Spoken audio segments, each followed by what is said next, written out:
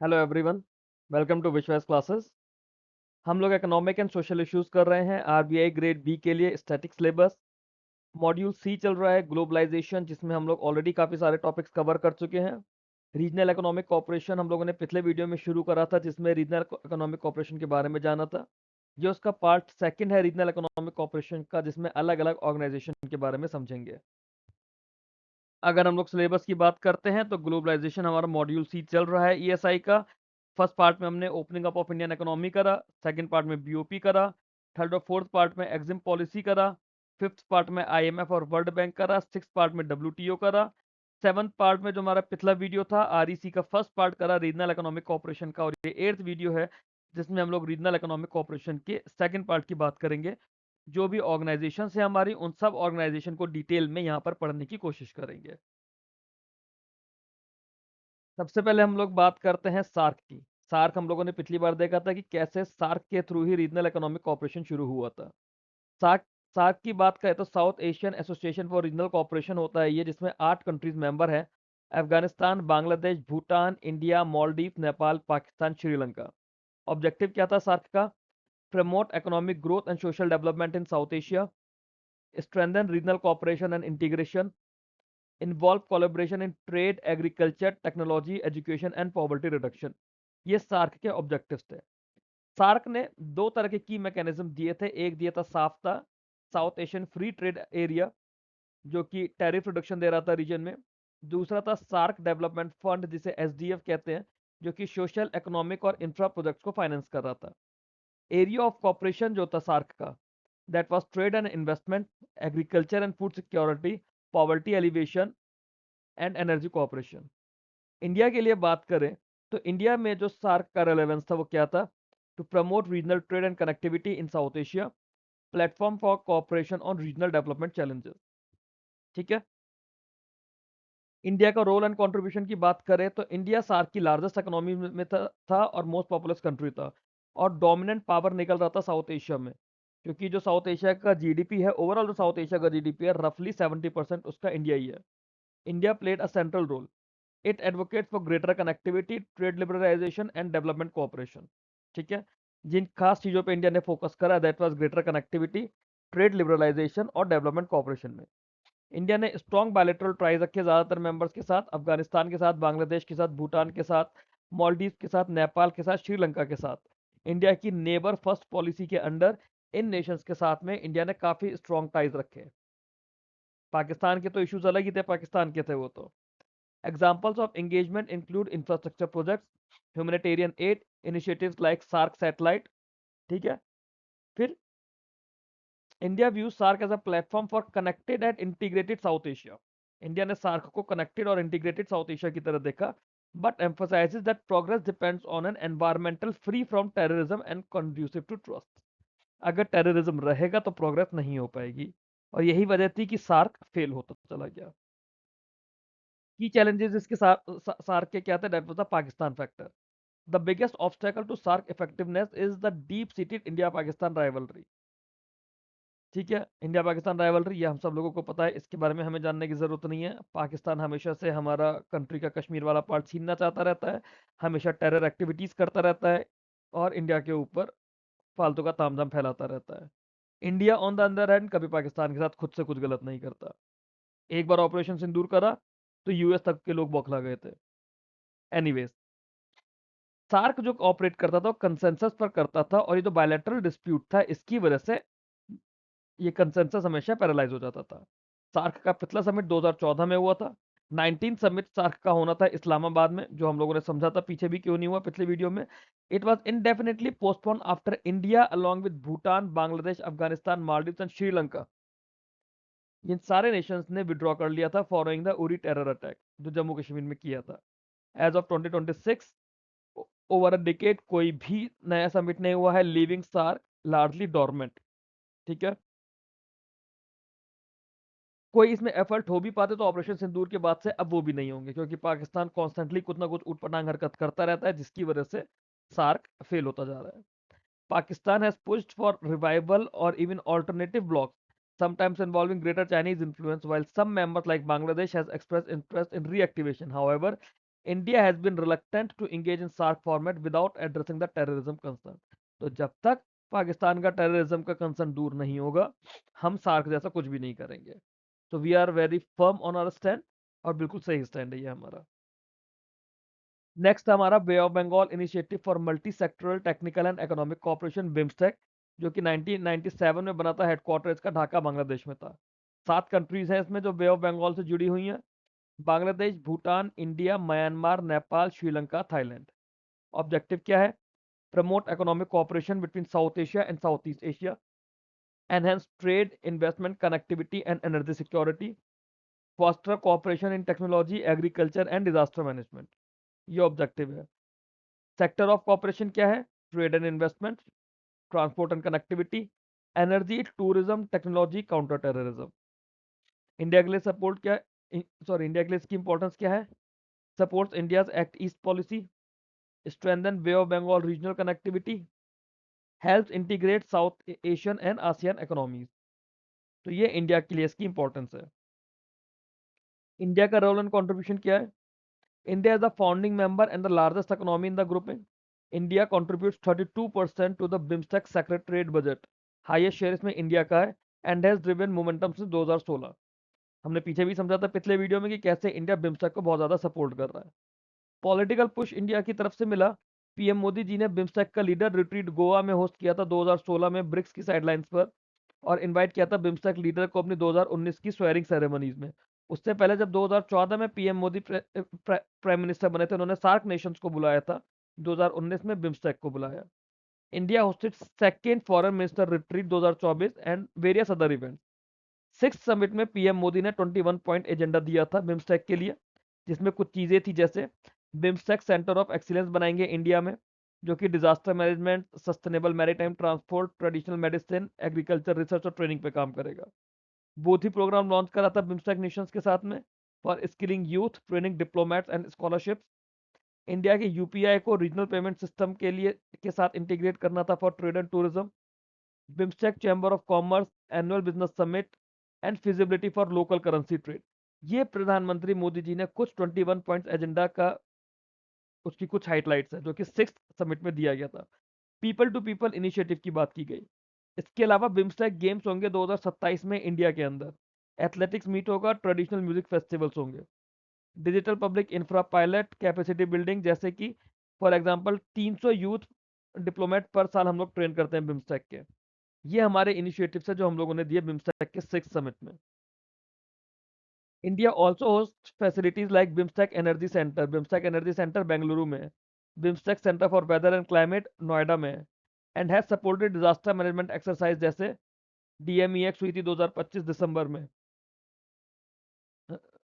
Sorry, 2025 में fourth edition हुआ था डीएमईएक्स का। These efforts complement bilateral ties and broader goal like countering external influence, जैसे China का बीआरआई प्रोजेक्ट चल रहा है। तो इस तरह के प्रोजेक्ट्स को काउंटर करने के लिए हमारे पास भी दूसरे प्रोजेक्ट्स होने चाहिए। और इस सबसे क्या कर रहे थे हम लोग? बे ऑफ बंगाल, जो कि इंडिया के ईस्टर्न कोस्ट की तरफ पड़ता है, वहां पे कनेक्टिविटी और मैरीटाइम सिक्योरिटी को स्ट्रेंथन करना। हाउएवर इसके भी कुछ कुछ चैलेंजेस थे, जैसे slow implementation, long stalled negotiation on free trade agreement, motor vehicle agreement, coastal shipping, इन्हें इंप्लीमेंट होने में काफी टाइम लगा। इंस्टीट्यूशनल वीकनेस, अब जो ढाका में है, सेक्रेटरीट अंडर रिसोर्स है। इंडिया हाईएस्ट शेयर होल्डर है वहां का। लिमिटेड फंडिंग और लिमिटेड कैपेसिटी है, क्योंकि बाकी सारे नेशन छोटे छोटे हैं, छोटी छोटी इकोनॉमीज है। इकोनॉमिक डिस्पैरिटीज और कनेक्टिविटी गैप्स बहुत ज्यादा है। Infrastructure deficits and uneven development, intra regional trade and investment lag, political और एक्सटर्नल एक्सटर्नल फैक्टर्स भी है, जैसे म्यांमार है। अब म्यांमार चाइना के इन्फ्लुएंस में रहता है, या परसेप्शन इश्यूज है। तो इस तरह की चीजों की वजह से बिम्स्टेक को एक अच्छी ऑर्गेनाइजेशन बनने, मतलब नो डाउट अच्छी ऑर्गेनाइजेशन है, बट और बड़ी ऑर्गेनाइजेशन बनने में दिक्कत हो रही है। क्यों? इस तरह के चैलेंजेस आ रहे हैं। थर्ड है हमारा Shanghai cooperation organisation, SCO. SCO की हम लोग बात करें तो 2001 में बना था। हेडक्वार्टर्स का बीजिंग चाइना में है। 10 मेंबर कंट्रीज हैं: China, Russia, India, Pakistan, Kazakhstan, Kyrgyzstan, Tajikistan, Uzbekistan, Iran और बेलारूस। इंडिया को पाकिस्तान को 2017 में फुल टाइम मेंबर बनाया गया था। सेंट्रल एशिया से जोड़ता है शंघाई कोऑपरेशन ऑर्गेनाइजेशन। ऑब्जेक्टिव है इसका promote regional piece, security and stability, enhance economic cooperation and connectivity, strengthen cooperation in energy, trade, infrastructure and counter terrorism. एक मेजर एरिया ऑफ कॉपरेशन क्या है? Security corporation, energy partnership, regional connectivity, cultural exchanges. India के लिए क्यों relevant है? It provides engagement with central Asian economy. जो सबसे बड़ा इसका एडवांटेज है इंडिया के लिए कि डायरेक्टली हम सेंट्रल एशियन इकोनॉमीज के लिंक में आ जाते हैं। Facilitates cooperation in energy and connectivity corridor. ठीक, आगे बात करें, इंडिया का रोल एंड कंट्रीब्यूशन क्या करता है इसमें? Deepening ties with central Asia, है ना, connect central Asia policy India की और रशिया, इनके साथ हमें जोड़ता है। engaging in counter-terrorism cooperation, promoting a multipolar world order where safeguarding its interest, balancing influence in Eurasia without full alignment with any bloc। तो इंडिया का यूरेशिया के अंदर भी इन्फ्लुएंस है without alignment with any other block. सिर्फ SCO की help से ही India Eurasia में अपना इन्फ्लुएंस रख पाता है। India has actively participated in ministerial meeting, चाहे डिफेंस की हो, फॉरेन की हो, इकोनॉमी की हो, हेल्थ की हो, एंड प्रपोज इनिशिएटिव। अब इंडिया ने कौन कौन से इनिशिएटिव दिए हैं एससीओ में? ये कुछ कॉमन इनिशिएटिव्स है, जैसे focus on traditional medicine, startup forums and innovation, civilisation dialogue forum. ये पीएम मोदी जी ने 2025 में तियानजिन समिट में दिया था, civilisation dialogue forum. Strong emphasis on combating terrorism without double standards. ठीक है, इस चीज को ध्यान रखना, विदाउट डबल स्टैंडर्ड। हम लोगों ने बोला कि टेररिज्म को कॉम्बैट करना है। डबल स्टैंडर्ड किसका है? पाकिस्तान का, we all know it. During its chairmanship, India ने 2022-23 में इसकी चेयरमैनशिप भी ली थी। India hosted a virtual summit and initiated several events on startups, traditional medicine and Buddhist heritage। India इसके अलावा एससीओ की एक्सरसाइजेज में और वर्किंग ग्रुप्स में भी पार्टिसिपेट करता है, इंगेज करके रखता है खुद को। ठीक है, की इंगेजमेंट्स की बात करें तो 2025 का जो तियानजिन समिट था, 2025 का एससीओ समिट चाइना ने होस्ट किया था, पीएम मोदी जी ने इसको अटेंड किया था। चाइना में फर्स्ट विजिट थी पिछले 7 सालों में पीएम मोदी जी की। Held a significant bilateral meeting with president of China. दोनों लीडर्स ने इंडिया को, चाइना को डिस्क्राइब करा था as development partners not rivals, और एग्री करा कि हम ट्रेड भी बढ़ाएंगे, इन्वेस्टमेंट भी करेंगे, डायरेक्ट फ्लाइट रीस्टार्ट करेंगे, बॉर्डर इश्यूज पे डायलॉग को रिज्यूम करेंगे। और इस समिट के अंदर तियानजिन डिक्लेरेशन हुआ था एससीओ डेवलपमेंट स्ट्रेटेजी 2026 से 35 की। तो कौन से समिट के अंदर ये आई थी SCO development strategy? Tianjin declaration के थ्रू, जो कि तियानजिन में हुआ था। इंडिया की तरफ से कौन गया था? प्रधानमंत्री मोदी जी गए थे। India push for unified action against terror financing and cross border terrorism. 2026 जनवरी में, अभी 2 महीने पहले, SCO delegated participated in India energy week in Goa. India energy week हुआ था गोवा में, वहां पे एससीओ के डेलीगेशन ने पार्टिसिपेट करा था। ठीक है, आगे चलते हैं। Challenges in India's SCO engagement. अब एससीओ में भी चैलेंजेस है, जैसे इंडिया चाइना डायनामिक्स। इंडिया चाइनामिक डायनामिक्स क्या है? लद्दाख में, अरुणाचल प्रदेश में, लद्दाख का जो स्टैंड ऑफ हुआ था 2020 वाला, इसकी वजह से एक अंडरलाइंग मिसट्रस्ट बना है। इंडिया चाइना के बीआरआई इनिशिएटिव को नहीं पसंद करता, जो चाइना का बेल्ट एंड रोड इनिशिएटिव है with in SCO documents. Pakistan factor, again, जब पाकिस्तान है तो पाकिस्तान तो बार बार कश्मीर कश्मीर चिल्लाता रहता है। इंडिया ने बोला भाई, तुम्हारे और हमारे बीच का अगर तुम्हें कोई इशू लगता है तो उसे बायलेटरल फोरम पे दूर करो। ये रीजनल फोरम नहीं है कि सिर्फ दो कंट्री आपस में एक इशू को, जो कि एक्चुअली में एग्जिस्ट भी नहीं करता है, तुमने जबरदस्ती बना रखा है, तुम उसको लेकर चलो। पाकिस्तान नहीं मानता कि कश्मीर इंडिया का पार्ट है। पाकिस्तान को नहीं पता कि कश्मीर इंडिया का पार्ट है। Institutional and economic limits. Intra SCO trade is still modest. जो कनेक्टिविटी प्रोजेक्ट्स हैं उन्हें जियोपॉलिटिकल हर्डल्स आ रहे हैं। Proposals like SCO development bank ये बना, बट अलग अलग प्रायोरिटीज की वजह से हॉल्ट होता चला गया। तो जैसे ब्रिक्स ने ब्रिक्स बैंक बना रखा है, सार्क ने सार्क डेवलपमेंट फंड बनाया था, सिमिलरली एससीओ डेवलपमेंट बैंक बनाने की भी बात की गई है। Balancing act. India maintains strategic autonomy. It engages deeply with the US, Quad and Indo-Pacific partners while participating in SCO alongside BRICS and others. It avoids turning SCO into overtly anti-Western bloc। तो India balance भी करने की कोशिश करता है, क्योंकि India already US के साथ में, क्वाड नेशंस के साथ में, इंडो पैसिफिक पार्टनर्स के साथ में पार्टिसिपेट करता है। तो इंडिया एंश्योर्स कि अगर इंडिया एससीओ में पार्टिसिपेट कर रहा है अलोंग साइड ब्रिक्स और बाकी ऑर्गेनाइजेशन के साथ में, तो एससीओ को एक एंटी वेस्टर्न ब्लॉक ना बने। एंटी वेस्टर्न एज इन जो वेस्टर्न कंट्रीज हैं, स्पेशली यूरोप एंड यूएस। ठीक है, एससीओ की स्ट्रेटेजिक इंपॉर्टेंस है इंडिया के लिए, जैसे access to RATS for intelligence and counter terror operation. RATS क्या है? रीजनल एंटर टेररिज्म स्ट्रक्चर होता है, sorry regional anti terrorist structure. ठीक है, ये एक एससीओ के अंदर ही एक परमानेंट बॉडी है जो कि ताशकंद उज्बेकिस्तान में है। ये मैं लिख देता हूँ यहाँ पे, ये है ताशकंद उज्बेकिस्तान। ठीक है, ताशकंद उज्बेकिस्तान में रेट सिचुएटेड है। क्या है? Regional anti terrorist squad, sorry structure. तो इंटेलिजेंस और काउंटर टेरर कॉपरेशन के लिए रेट्स का एक्सेस मिलता है। इकोनॉमिकली बात करें तो पोटेंशियल गेटवे है central Asian energy, minerals market और ट्रांसपोर्ट कॉरिडोर्स के लिए। जियोपॉलिटिकली बात करें तो यहाँ पे रशिया और चाइना के साथ कंस्ट्रक्टिवली एक प्लेटफॉर्म मिल जाता है एंगेज करने के लिए, स्पेशली अमिड ग्लोबल अनसर्टेनिटी, जैसे यूएस टैरिफ्स आ रहे हैं, मल्टीपल शिफ्ट्स आ रही हैं। ये इंडिया के नेबरहुड फर्स्ट पॉलिसी को भी कॉम्प्लीमेंट करता है। मल्टीपोलैरिटी है इसके अंदर। India uses SCO to advocate for reformed global governance, inclusive globalisation and opposition to unilateral sanctions और ब्लॉक कन्फ्रंटेशन। तो इस तरह से एससीओ इंडिया के लिए स्ट्रेटेजिकली इंपॉर्टेंट हो जाता है। मल्टीपोलैरिटी क्या होता है? मल्टीपोलैरिटी को जो हमने यहाँ पे लिखा है, मल्टीपोलैरिटी को अगर हम लोग समझने की कोशिश करें तो यहाँ पे मल्टीपल इकोनॉमिक सेंटर्स होते हैं एक साथ, है ना, या फिर मल्टीपल इकोनॉमिक नेशंस एक साथ हो जाते हैं। तो उस तरह से क्योंकि मल्टीपल इकोनॉमीज हैं तो वो एक साथ होती हैं, तो ये एक तरह से इंडिया के लिए स्ट्रेटेजिकली इंपॉर्टेंट हो जाता है। क्योंकि यहाँ पे मल्टीपल नेशंस के साथ में जब इंडिया, अगर मान लीजिए इंडिया ने एससीओ में कोई बात बोली है, वो बात एससीओ में हो गई, वो बात एक्सेप्ट हो जाती है बड़े लेवल पर, तो मल्टीपल इकोनॉमी का सपोर्ट मिल जाता है उस एक बात के लिए, फिर चाहे वो कोई भी प्रपोजल हो।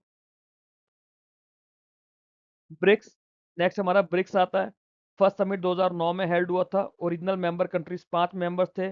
ब्रिक्स के अंदर ही कंट्रीज के नाम छुपे हैं: B for Brazil, R for Russia, I for India, C for China, S for South Africa. कुछ नए मेंबर्स इसके जोड़े गए 2024 में, जैसे Egypt, Ethiopia, Iran, Saudi Arabia और यूएई। ऑब्जेक्टिव क्या है ब्रिक्स का? Promote cooperation among major economies, reform global financial governance institutions, strengthen South South economic cooperation है। ध्यान रखना, साउथ साउथ इकोनॉमिक कोऑपरेशन हम लोगों ने पिछले वीडियो में अलग से पढ़ा है।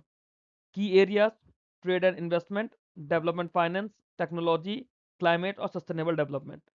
2 इंस्टीट्यूट डेवलप करे गए हैं। पहला न्यू डेवलपमेंट बैंक, जिसे हम लोग ब्रिक्स बैंक भी बोलते हैं। दूसरा BRICS contingent reserve arrangement, CRA. BRICS CRA भी डेवलप किया गया। इंडिया के लिए रेलेवेंट क्यों है? क्योंकि बाकी एमर्जिंग इकोनॉमीज के साथ में इंडिया को एक इकोनॉमिक कोऑपरेशन का प्लेटफॉर्म मिल रहा है। ग्लोबल गवर्नेंस में एक अल्टरनेटिव वॉइस जा रही है alongside IMF and world bank. ठीक है, क्योंकि इससे पहले के हमने जो पढ़े थे वो एशिया स्पेसिफिक थे। इसमें जब ब्राजील और साउथ अफ्रीका आ गया तो अब हम लोग इंडिया से नीचे दूसरे कॉन्टिनेंट्स में जा रहे हैं, तो एक तरह से ग्लोबल हो गई ये चीज। इंडिया का रोल एंड कंट्रीब्यूशन क्या है? इंडिया फाउंडिंग मेंबर है ब्रिक्स का, और ब्रिक्स समिट को मल्टीपल टाइम्स हमने होस्ट करा है, 2012 में, 16 में, 21 में, अब 2026 में फिर से हम लोग कर रहे हैं। ग्लोबल इंस्टीट्यूशन के रिफॉर्म्स भी इसके थ्रू बने, जैसे UN security council, IMF, world bank, WTO. जब ब्रिक्स में कोई चीज हो गई है तो बड़ी ऑर्गेनाइजेशंस भी इसको देखती हैं फिर। मल्टीलेटरलिज्म और मल्टीपोलर इंक्लूसिव हुआ है ये। काउंटर टेरर कॉपरेशन यहाँ पर हुए हैं विदाउट डबल स्टैंडर्ड्स। ठीक है, digital public infrastructure, innovation, traditional medicine, sustainable development, इन चीज़ों पर इंडिया ने जोर दिया है ब्रिक्स के अंदर। और इंडिया ने एक्टिवली न्यू डेवलपमेंट बैंक को कंट्रीब्यूट करा है and has used BRICS to deepen ties with Russia, energy और डिफेंस के लिए, चाइना, डिस्पाइट बॉर्डर टेंशन हमने चाइना के साथ अपने टाइज बढ़े हैं, and other emerging economies. It has also leveraged the platform to highlight global south priorities similar to its G20 successful presidency। जो हमारी G20 की प्रेसिडेंसी थी वहां पर भी हमने ग्लोबल साउथ प्रायोरिटीज के लिए बात करी थी, और ब्रिक्स में भी हम लोग बोलते हैं। साउथ साउथ कॉपरेशन इसका सबसे अच्छा एग्जाम्पल है। रिसेंट डेवलपमेंट की बात करें तो 2024 का समिट हुआ था, कजान समिट हुआ था रशिया में, है ना। तो नए मेंबर्स के ऐड होने के बाद फर्स्ट समिट हुआ था। मल्टीलैटरलिज्म पर फोकस था, लोकल करेंसी यूज को बढ़ावा देने की बात की गई थी, और ब्रिक्स ब्रिज पेमेंट सिस्टम बनाने की बात की गई थी। प्रधानमंत्री जी ने बायलैटरल टॉक्स रखी थी चाइना के प्रेसिडेंट के साथ में, जो इंडिया चाइना बॉर्डर पे कुछ इश्यूज हुए थे उससे रिलेटेड। 2025 का समिट, रियो समिट ब्राजील में हुआ था। यहाँ पे रियो डिक्लेरेशन एक्सेप्ट किया गया on strengthening global South cooperation. 126 commitments दिए गए थे गवर्नेंस, फाइनेंस, हेल्थ, एआई और क्लाइमेट पर। इंडोनेशिया ने formally as full time member join करा था रियो समिट में। PM Modi outlined priorities for India's upcoming chairmanship, emphasising new form for BRICS with the humanity first approach. अब जो 2026 का summit होगा that would be in India. India के पास 2026 की प्रेसिडेंसी है। India assume the rotating chairmanship on 1 जनवरी 2026, है ना। और ये ब्रिक्स प्लस एज इन जो नए मेंबर्स वाला ब्रिक्स है, इंडिया पहली बार उसको लीड करेगा। थीम होगी building for resilience, innovation, cooperation and sustainability. एक चीज को ध्यान से समझिए, ब्रिक्स हमारे लिए जरूरी क्यों हो जाता है एग्जाम के लिए। नंबर वन, 2026 की प्रेसिडेंसी हमारे पास है। नंबर टू, जो वेस्ट एशिया का कॉन्फ्लिक्ट हो रहा है, यूएस के टैरिफ्स आए तो वहां पे रीजनल इकोनॉमिक कोऑपरेशन की इंपॉर्टेंस और ज्यादा निखर कर आती है। इसलिए भी ये रीजनल इकोनॉमिक कोऑपरेशन सारे हमारे लिए जरूरी है। ठीक है। अब ब्रिक्स के ही जो इकोनॉमी में BRICS, उसी से ही ब्रिक्स की थीम बनाई गई है, building for resilience, innovation, cooperation and sustainability. Logo जो होगा इसका, logo features lotus in namaste gestures with colour of all members. India की प्रायोरिटी सॉरी इंडिया की चेयरशिप के अंदर प्रायोरिटीज क्या है? रेजिलियंस, इनोवेशन, कोऑपरेशन, सस्टेनेबिलिटी, जो हमने ऑलरेडी थीम में दी हुई है। Resilience, supply chain, health, disaster management, energy security, agriculture के लिए। Innovation, digital public goods, AI, fintech, startup, traditional medicine के अंदर। Cooperation, reform, multilateralism, counter terrorism, south south partnership. Sustainability, green finance की बात कर रहे हैं, एनर्जी ट्रांजिशन की बात कर रहे हैं, क्लाइमेट एक्शन की बात कर रहे हैं, इंक्लूडिंग सपोर्ट फॉर COP30, और इंडिया जो 2028 में COP33 की बिड कर चुका है उसके लिए। India plans over 100 meeting in approximately 60 cities. 18th BRICS summit 2026 में होस्ट करेगा। It aims to make BRICS more action oriented, inclusive and people centric while amplifying global south voices। Clear? आगे चलते हैं। Challenges in India BRICS engagement. अब यहाँ पे क्या क्या चैलेंजेस है? इंटरनल डाइवर्जेंस है, ठीक है, जैसे differing views on UNSC reform. Example, tension over mentioning specific countries aspiration, जैसे पाकिस्तान के फालतू के ड्रामे होते हैं या चाइना के फालतू के ड्रामे होते हैं। Pace of de dollarisation and responses to global conflict. India China dynamics, ये होते ही होते हैं। जियोपॉलिटिकल प्रेशर, जैसे US टैरिफ और ट्रेड के इश्यूज आ गए हैं। Expansion management, integrating diverse new members and partners while maintaining cohesion and avoiding dilution of focus. नए मेंबर्स को ऐड करना भी एक बहुत बड़ा चैलेंज हो जाता है। इंप्लीमेंटेशन गैप्स, बहुत सारे जो डिक्लेरेशन है जैसे लोकल करेंसीज के, पेमेंट सिस्टम के या इंस्टीट्यूशनल रिफॉर्म्स के, वो डिफरेंट इकोनॉमिक मॉडल्स और प्रायोरिटीज की वजह से मूवमेंट या इंप्लीमेंटेशन उनका स्लो होने लग जाता है। इस सब के बाद भी India position BRICS as a platform for reform not confrontation. बहुत इंपॉर्टेंट चीज है, India position BRICS as a platform for reform not confrontation, emphasising practical cooperation over bloc politics. ठीक है, यहां तक सिंपल था। आगे चले। Strategic importance for India, global South leadership का प्लेटफॉर्म है। इकोनॉमिक बेनिफिट्स मिल रहे हैं, चाहे एक्सेस टू मार्केट्स कह लीजिए, न्यू डेवलपमेंट बैंक की फंडिंग के एनर्जी कह लीजिए, या फिर एनर्जी कोऑपरेशन कह लीजिए। स्ट्रेटेजिक ऑटोनॉमी मिल रही है, allow engagement with Russia and China without exclusive alignment, complementing Quad, G20, SCO and bilateral ties. Multipolarity हो रही है, एडवांसेस इंडियाज विजन और reformed inclusive world order where emerging economies have a greater say. ठीक है। Next हमारी organisation आती है Asian development bank, जो कि हमें लोन देती है। 1966 में बना था, हेडक्वार्टर इसका मनीला फिलीपींस में है। 69 मेंबर कंट्रीज हैं इसके अंदर, जिसमें 40 रीजनल है और 20 नॉन रीजनल है। मेजर मेंबर्स की बात करें तो Japan, US, China, India, Australia, south Korea, Indonesia, Canada, ये कुछ इसके मेजर मेंबर्स हैं। ऑब्जेक्टिव क्या है ADB का? To promote economic development and poverty reduction in Asia Pacific. Major functions क्या है? Financing infrastructure projects, poverty reduction programme, climate finance, technical assistance and policy support. किन एरियाज में फाइनेंस करता है? ट्रांसपोर्ट इंफ्रा में, रिन्यूएबल एनर्जी में, urban development में, health care में, एग्रीकल्चर में, रूरल डेवलपमेंट में। ठीक। की एरियाज ऑफ कोऑपरेशन क्या है? Infrastructure and urban development, energy climate, human development, sustainable and inclusive growth, और private sector operation. Infra urban development की बात करो तो उसमें क्या होता है, रोड्स आ जाती है, रेलवे आ जाती है, मेट्रो सिस्टम्स आ जाते हैं, है ना। एनर्जी और क्लाइमेट की बात करें तो रिन्यूएबल एनर्जी प्रोजेक्ट्स होते हैं, जैसे रूफटॉप सोलर प्रोजेक्ट्स हैं या क्लाइमेट रेजिलियंट प्रोजेक्ट्स हैं। ह्यूमन डेवलपमेंट की बात करें तो employment related, skilling related, health care, education से रिलेटेड।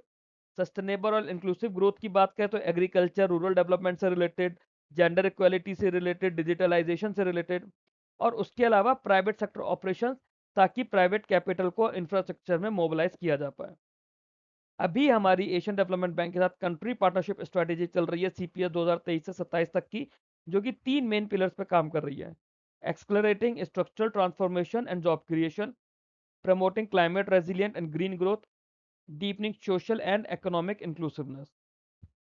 ठीक। स्ट्रेटेजिक इंपॉर्टेंस क्या है एडीबी की इंडिया के लिए? डेवलपमेंट फाइनेंसिंग है, एडीबी से हमें लोन मिलता है। नॉलेज एंड टेक्निकल असिस्टेंस है, हमें पॉलिसी एडवाइस मिलती है, कैपेसिटी बिल्डिंग मिलता है। रीजनल इंटीग्रेशन है, तो जो एसएसीसी था हमारा, है ना, through SACC ADB supports cross border connectivity, trade and energy cooperation in South Asia. Alignment with national goals, अब जैसे हमें क्लीन एनर्जी जनरेट करनी है, आत्मनिर्भर भारत बनाना है, स्किलिंग मिशंस करने हैं, तो जो इनकी पॉलिसीज हैं, जो इनसे लोन हमें मिलता है, वो उन नेशनल गोल्स के साथ अलाइन करते हैं। ठीक, आगे चलते हैं। नेक्स्ट है हमारा AIIB, Asian infrastructure investment bank, साल 2016 में बना था, हेडक्वार्टर था बीजिंग चाइना में। 100 से ज़्यादा कंट्रीज इसके मेंबर हैं। मेजर मेंबर्स की बात करें तो China, India, Russia, Germany, France, UK, south Korea और ऑस्ट्रेलिया। ऑब्जेक्टिव क्या है? Finance infra and sustainable development projects in Asia. की सेक्टर्स की बात करें तो transport infra, energy and power, urban infra, digital connectivity, climate finance. India 8.6 billion से ज़्यादा लोन ले चुका है एआईआईबी से across infrastructure and energy projects. कुछ मेजर जो एआईआईबी फंडेड प्रोजेक्ट्स हैं इंडिया में: Mumbai urban transport project, Delhi Meerut regional rapid transit transit system, ये अभी न्यूज़ में भी आया था कुछ दिन पहले। चेन्नई मेट्रो कॉरिडोर, आंध्र प्रदेश में रूरल रोड प्रोजेक्ट्स, आसाम में पावर प्रोजेक्ट्स, यहाँ पे एआईआईबी से हमें लोन मिले हुए हैं। इंडिया के रोल और कंट्रीब्यूशन की बात करें तो इंडिया फाउंडिंग मेंबर्स में से एक था, आर्टिकल्स ऑफ एग्रीमेंट 2015 में साइन करा था। सेकंड लार्जेस्ट शेयर होल्डर है आफ्टर चाइना, अप्रोक्सीमेटली 7.6 से 8% वोटिंग पावर है इसकी, और 8.367 बिलियन डॉलर्स का कैपिटल अमाउंट सब्सक्राइब किया हुआ है। चाइना के पास लार्जेस्ट शेयर है, करीब 26-27% वोटिंग पावर के साथ में। एआईआईबी के ओवर 110 मेंबर्स हैं and has approved financing worth tens of billions across hundreds of projects globally. India actively participates in AIIB's governance and uses bank to address its massive infra financing gap. Largest borrower की बात करें तो India AIIB का top recipient रहा है, accounting for significant portion 20 से 25% historically of the bank portfolio. Cumulative approval की बात करें, India have ग्रॉस्ड 9 to 12 billion in recent years, और इसे 20 बिलियन डॉलर तक की मतलब इंडिया को यहाँ से एम्बिशन है कि इंडिया इतना लोन लेके यहाँ से अपने इंफ्रा प्रोजेक्ट्स को बनाएगा। जो प्रोजेक्ट फोकस है दैट फाइनेंसिंग स्पेंस ट्रांसपोर्ट, जैसे metro, rail corridor, orbital corridor, या फिर एनर्जी या अर्बन डेवलपमेंट, सस्टेनेबल इंफ्रा, जो हम लोगों ने इनसे लोन लिए हैं वो इन सेक्टर के लिए हम लोगों ने लोन लिए हुए हैं। नेक्स्ट आता है new development bank. New development bank की बात करें तो 2015 में इस्टेब्लिश किया गया था, हेडक्वार्टर शंघाई चाइना में था। ब्रिक्स बैंक भी इसको बोलते हैं, तो वही इसके फाउंडिंग मेंबर्स थे, Brazil, Russia, India, China, South Africa. Additional members बने बांग्लादेश, यूएई और इजिप्ट। ऑब्जेक्टिव क्या था ब्रिक्स बैंक का? Mobilise resources for infra and sustainable development projects in emerging economies. की फीचर्स क्या है? फोकस ऑन ग्रीन इंफ्रा, तो बहुत इंपॉर्टेंट चीज आ गई, अभी तक हम इंफ्रा प्रोजेक्ट्स पे बात कर रहे थे, बट न्यू डेवलपमेंट बैंक बात करता है ग्रीन इंफ्रा पर। Encourages local currency leading to reduce exchange risk, provides an alternative development finance institution to traditional western dominated institution. ठीक है, आईएमएफ, वर्ल्ड बैंक के अलावा एक ऑल्टरनेट बन गया है। Areas of funding: renewable energy, transport infra, water and sanitation, urban development. India India का जो एंगेजमेंट रहा है, India has received financing for projects in renewable energy, urban transport, rural infra. India is one of the major borrowers and share holder in the bank. India के role and share holding की बात करें तो India is among the 5 founding member and holds an equal share with other BRICS founders. Subscribe capital कितनी है? 10 billion US dollar, 18.76% approximately India का share है, और उतनी ही इंडिया की वोटिंग पावर है ना। तो voting power is equal among the founders. Founding members collectively maintain at least 55% voting power. No single member has veto power, तो वीटो पावर किसी के पास नहीं, तो इसकी वजह से गवर्नेंस ज्यादा बैलेंस्ड है compare to traditional multilateral development bank like the world bank और आईएमएफ। तो वहां पे वीटो पावर वगैरह और ऐसे बहुत सारे तामझाम थे। न्यू डेवलपमेंट बैंक में वो सारे तामझाम नहीं है। India has actively participated in NDB's board of governors and directors. Rajiv Ranjan ji, ये आरबीआई से हैं, ये इंडिया की तरफ से गए हैं और न्यू डेवलपमेंट बैंक के वाइस प्रेसिडेंट रहे हैं और चीफ रिस्क ऑफिसर रहे हैं 2025 में। फाइनेंसिंग की बात करें तो India has been a largest recipient of NDB financing along with China. कुछ जो अप्रूवल्स रिसेंटली इंडिया ने लिए हैं, जैसे Hyderabad elevated corridor project transport के लिए, Piramal finance affordable housing project, ReNew peak power renewable energy project, gem star advance metering infra project. फिर इसके अलावा नैफिड जैसी ऑर्गेनाइजेशंस के साथ में पार्टिसिपेशन भी है, पार्टनरशिप भी है। अब ये जो भी पार्ट है ना, जो भी इंडिया की फाइनेंसिंग है, या तो मैंने डाल रखा बट एज सच इसकी यहाँ पे हमें नीड नहीं है। एग्जाम से पहले हम लोग जब करंट अफेयर्स देख रहे होंगे, उस समय हम जब अलग अलग ऑर्गेनाइजेशंस को दोबारा देखेंगे कि एशियन डेवलपमेंट बैंक से इंडिया के क्या क्या प्रोजेक्ट चल रहे हैं, एआईआईबी के साथ क्या क्या प्रोजेक्ट चल रहे हैं, आईएमएफ के साथ क्या प्रोजेक्ट चल रहे हैं, वर्ल्ड बैंक के साथ क्या प्रोजेक्ट चल रहे हैं, तो इसकी एक कंसोलिडेटेड लिस्ट बनाकर एग्जाम से पहले के टाइमर में भी, एग्जाम से 2 या 3 हफ्ते पहले हम लोग देखेंगे। इंडिया के लिए स्ट्रेटेजिक इंपॉर्टेंस क्या है BRICS sorry new development bank की? पहली चीज तो ये है कि एक ऑल्टरनेटिव फाइनेंसिंग मिल रही है, साउथ साउथ कॉपरेशन हमारा बढ़ रहा है, लोकल करेंसी को पुश मिल रहा है और नेशनल गोल्स के साथ अलाइन कर रहा है। ठीक है, so that's all in this second part of the regional economic cooperation. अगर आप लोगों को कंटेंट अच्छा लगा हो, वीडियो पसंद आया हो, तो आप लोग प्लीज़ वीडियो को लाइक कीजिए, चैनल को सब्सक्राइब कीजिए, मेरे चैनल की बूस्ट बढ़ाने में हेल्प कीजिए मेरे को अपने दोस्तों के साथ ये सारा कंटेंट शेयर करके। ये मेरे अलग अलग टेलीग्राम चैनल और ग्रुप्स हैं, आरबीआई ग्रेड बी के लिए और बाकी सारे बैंकिंग एग्जाम्स के लिए। आप लोग अपनी नीड्स के अकॉर्डिंगली मेरे साथ ज्वाइन हो सकते हैं। Thank you very much for watching this video. Keep learning, keep growing.